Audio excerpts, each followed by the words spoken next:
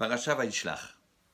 Dans la paracha, on voit que Dina, la fille de Yaakov, sort pour en fait amener la Torah à la ville de Shrem, et elle se fait attraper et prendre de force par le prince de la ville.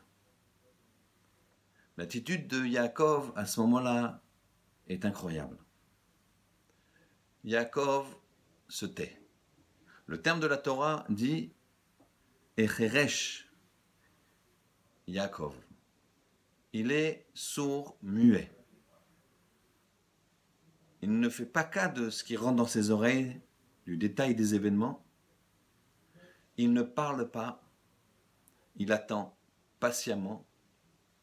Il réfléchit à la stratégie qu'il faut avoir et il attend que ses enfants viennent afin de réfléchir avec eux comment se comporter.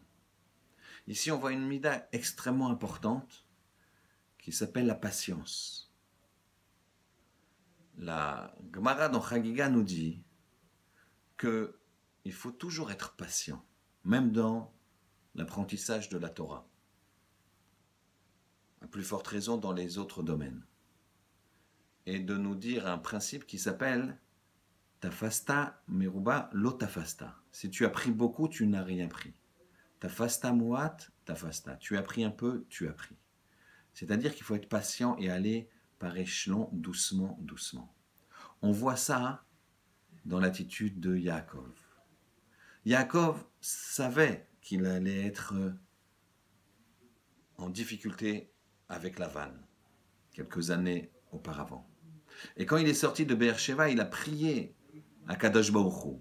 Nos maîtres demandent quel était l'essence même de la prière de Yaakov à ce moment-là, alors qu'il a une inspiration, Ruach HaKodesh, il a l'endroit où il y aura le Beth Amikdash, au Hara Moria. Le Chafetz Chaim nous dit, il a prié à Kadosh Baruch Hu de se retenir et d'avoir la patience et de ne pas tomber dans la faute de dire du Lashon Hara sur la vanne. Et de très nombreuses années, il va se retenir.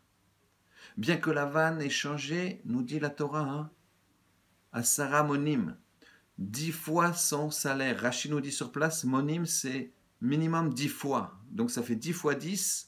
Donc il a changé 100 fois son salaire. Imaginez, à chaque fois vous revenez chez votre employeur, il vous dit « Ah non, c'était pas comme ça, il y a 1 heure de plus, 1 heure de moins. Il faut payer les heures sup et il n'y a pas ça. Non, je t'ai pas dit qu'il faut payer les heures sup. Et au contraire, je t'enlève ça. Ah non, et c'est pas à cet endroit-là, c'est un autre endroit. Et c'est pas avec cet ustensile-là, c'est un autre. 100 fois, c'est énorme. Et pourtant, Yaakov ne dit rien. La seule fois où il va parler, c'est quand Kadosh Baruch Hu lui donnera l'ordre de parler. Et il lui dira « Dis à tes femmes qu'il faut partir maintenant. » Il ira dans les champs, discrètement, que personne n'entende. Et là, il dira à Rachel et Léa que leur père l'a trompé. Mais avec quelle douceur et délicatesse il le dit. Ça nous apprend ici la notion de patience, ne pas s'énerver. Dans la vie, il faut agir, ne pas réagir. Quand quelqu'un reçoit une remarque désagréable, alors il a envie de réagir. C'est pas bon.